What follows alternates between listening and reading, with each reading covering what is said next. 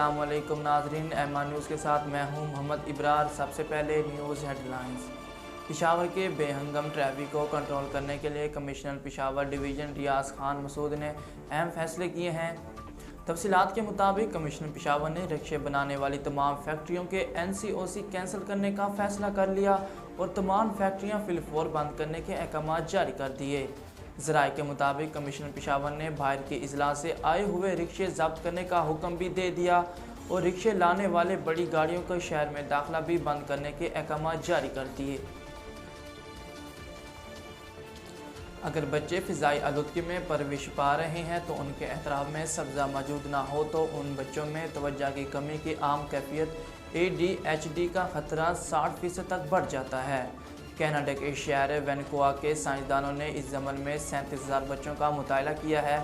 उनके मुताबिक अगर बच्चे आलूदगी से पाक माहौल में रहते हैं और अतराफ़ में सब्ज़ा और दरख्त मौजूद हों तो उनमें ADHD का खदशा 50% तक कम किया जा सकता है। ये तहकीक एनवायरनमेंट इंटरनेशनल में शाया हुई है।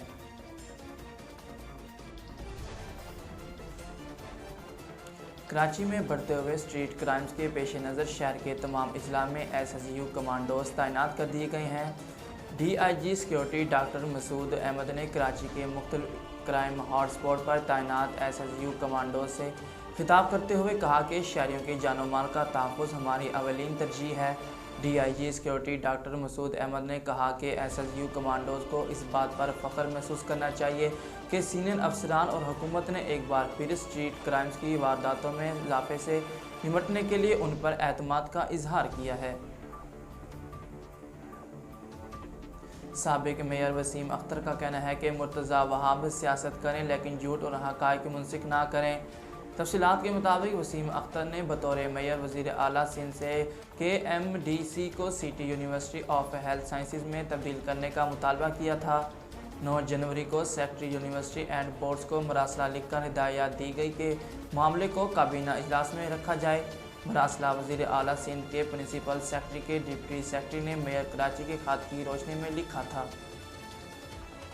नाज़रीन, न्यूज़ टुडे से फ़िलहाल इतना ही। मज़ीद ख़बरों और तफसीलात के लिए हमारे चैनल को सब्सक्राइब कीजिए और हमारे फेसबुक पेज को फॉलो कीजिए।